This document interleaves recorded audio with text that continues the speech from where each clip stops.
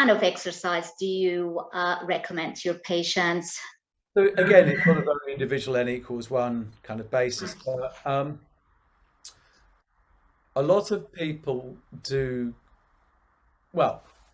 So if you think about human evolution, and if you think about the blue zones where people live in fantastic health to be 100, what does it tell us?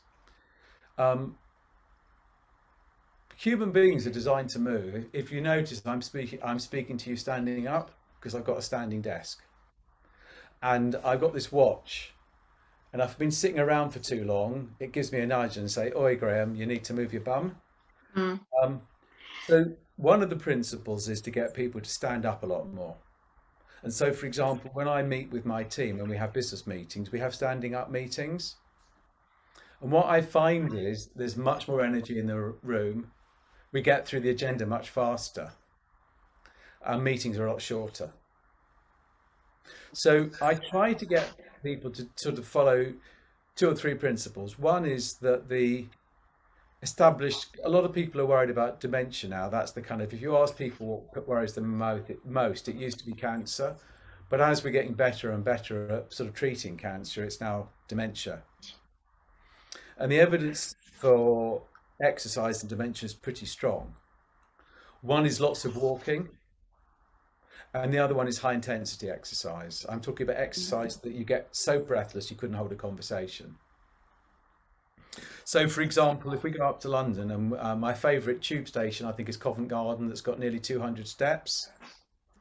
And when I first started, I got to step 10, and then I sort of had a heart attack and fell back down, but not really. I can now do all 200 steps without too much of a problem. So by the time everybody else, they look at you like you're mad, but they're still in the queue for the lift, and I'm at the top.